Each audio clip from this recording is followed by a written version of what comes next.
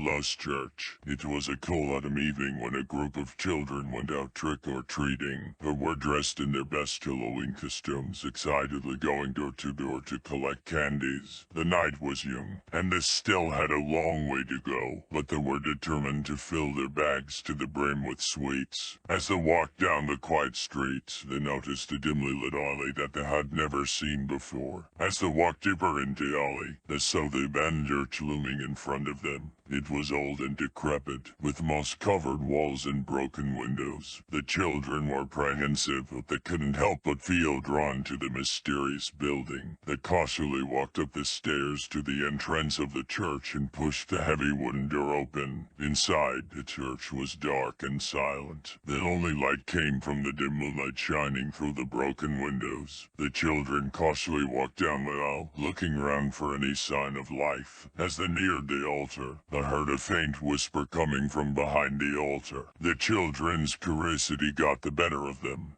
They cautiously walked towards the whisper. As they got closer, they could hear the whispering getting louder and louder. When they finally reached the back of the altar, they saw a group of people dressed in black robes huddled around a pentagram drawn on the ground. The children were horrified by what they saw, and they tried to run back to the entrance of the church, but the door was locked, and they were trapped inside. The people in black robes started chanting and performing a ritual, and the children realized that they were in grave danger. Suddenly, the pentagram lit up, and a bright light engulfed the room. The children were blinded for a moment, and when they regained their sight, they realized that they were no longer in the church. They were in a dark, creepy forest with no sign of civilization in sight. The children were terrified and confused, and they didn't know how to get back home. They walked for hours, trying to find their way out of the forest, but the deeper they went, the more lost they became. They were hungry, thirsty, and exhausted, and they had no idea how to survive in the wilderness. As they walked, they came across a small cabin in the woods. It was old and abandoned, but it provided them with shelter from the cold, harsh weather. They went inside and started looking for food and water, but as they rummaged through the cabinets, they heard a strange noise coming from upstairs. The children cautiously climbed the creaky stairs to the second floor of the cabin, and as they turned the corner, they saw a group of people dressed in black robes, performing a ritual around the pentagram drawn on the floor. The children were horrified,